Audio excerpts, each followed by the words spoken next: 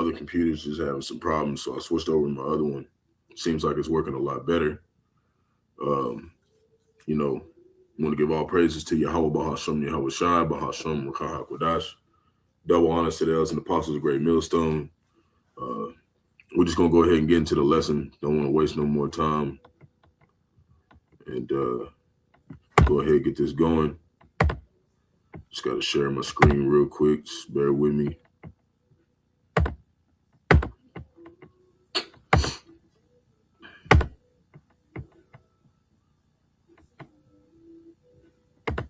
Okay. Yeah, this looks like it's working a lot better. So Salakia for the the situation. Why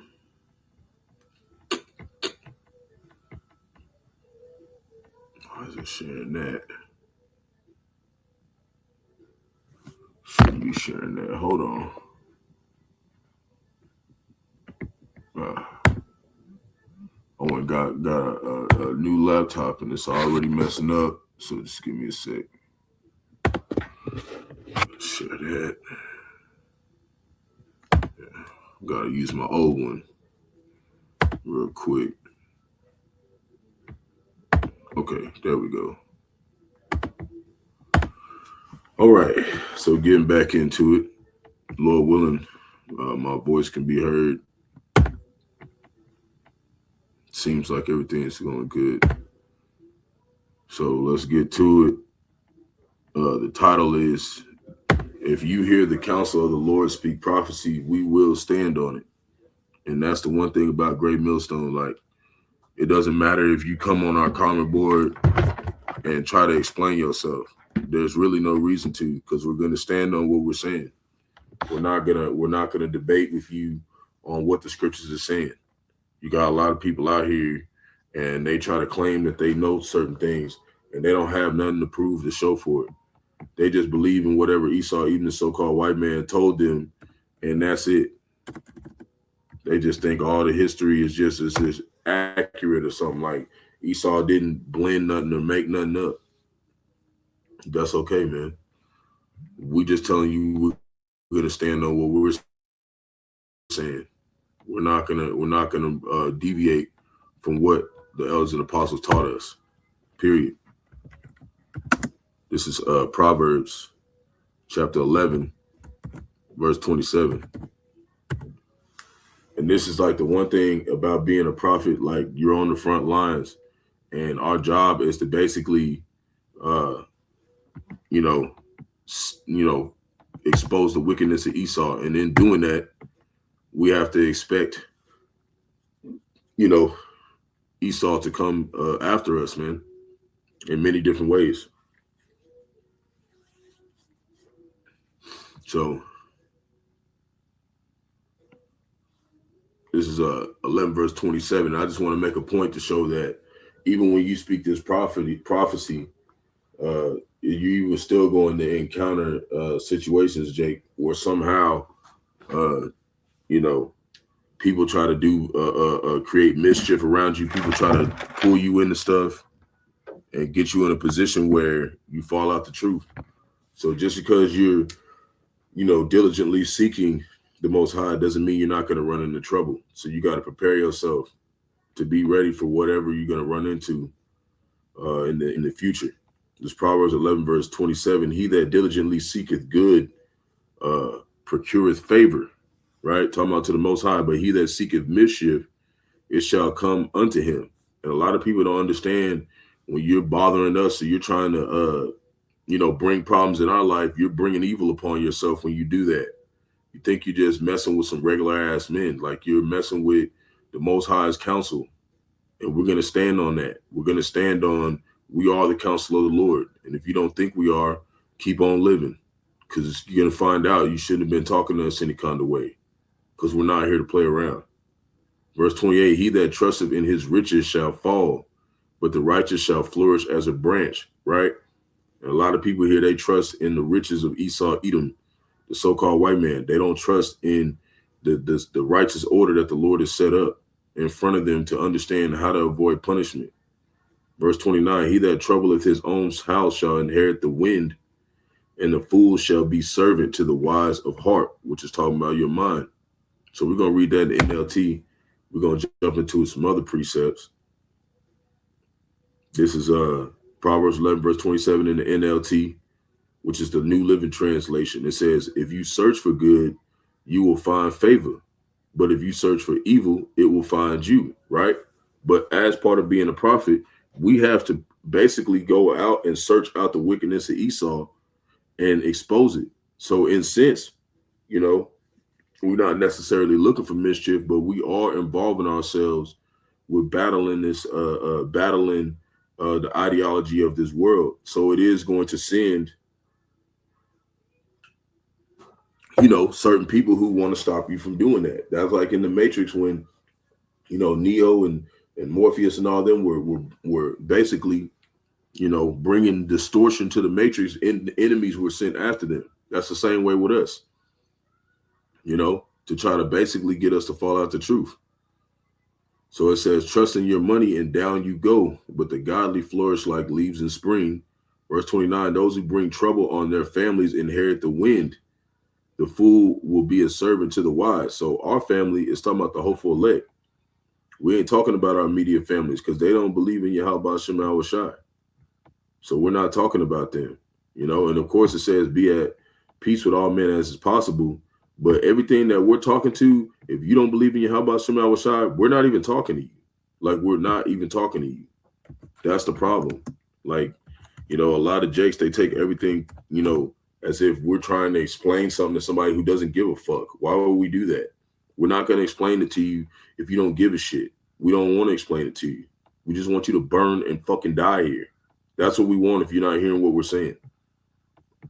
This is Psalm chapter 10, verse 15. "Break down the arm of the wicked and evil man," right? "Seek out his wickedness till thou find none." So that's our job, to point out all the wickedness that's going on in the earth. And in doing that, that's going to send enemies, Jake. That's going to send enemies that are even people in your immediate family trying to do that weird ass shit to try to get you caught up in something, or do some weird ass shit to try to steer you off from the path.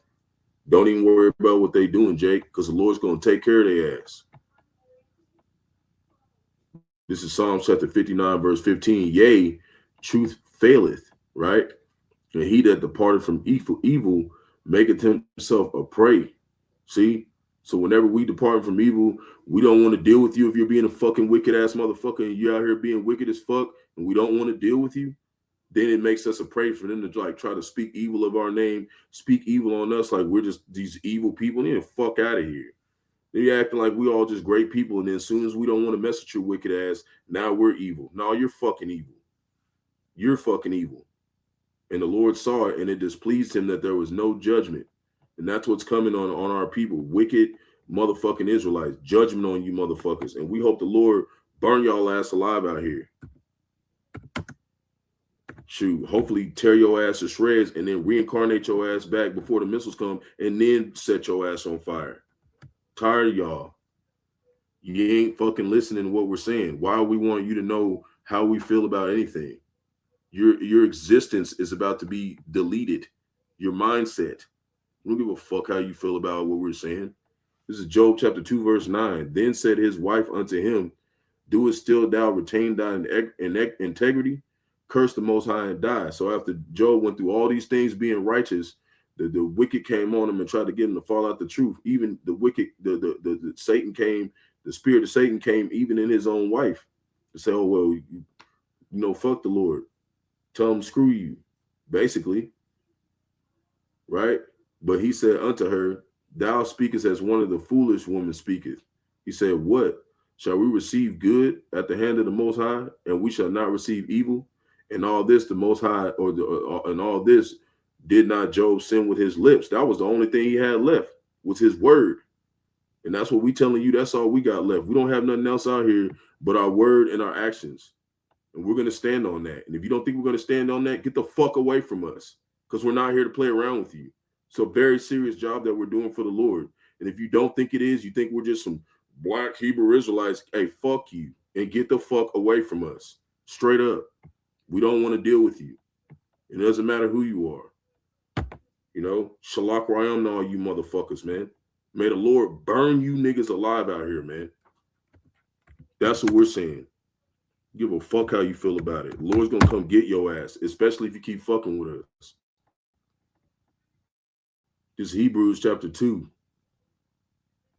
verse 10. And we know we're gonna suffer for being righteous. This is Hebrews chapter 2, verse 10. For it became him for whom are all things, and by whom are all things, and bringing many sons unto glory, to make the captain of their salvation perfect through sufferings. That's how we are perfected, through suffering. You know? So we ain't scared of all that shit. Do whatever you got to do, Jake. You think you're fucking doing a good job fucking with us, you're going to get your ass took, man. The Lord's going to take your ass out. Period. We don't care. We don't care, man. If you do not care about Yahawashi, we do not give a fuck about you. That's what's coming. That's how it's supposed to be. People out here be on some asking for help and shit. Don't none of y'all give a fuck about the Most High, so fuck y'all. We ain't helping you with shit. You kiss our fucking ass. You got way more responsibility than just helping your wicked ass be fucking wicked. Just get the fuck away from us. This is Sirach chapter 40, verse 1. Great travail is created for every man. So how much more the ones that are righteous? The wicked be getting away with a whole bunch of shit. That's why you got Jeffrey Epstein and all these wicked ass people out here being wicked as shit. But they even got trouble coming on them. But how much more us? Because we're the ones not getting down with the system. We're the ones not dealing with, you know, being like everybody else. So of course people gonna try to bother us and try to pull us in a position to make us make a hasty move, because y'all know that we're against the system. And we don't give a shit if you know. But get the fuck from around us. And don't be on that smiley ass trying to act like you're our friend and shit. Just be a fucking demon and leave us the fuck alone.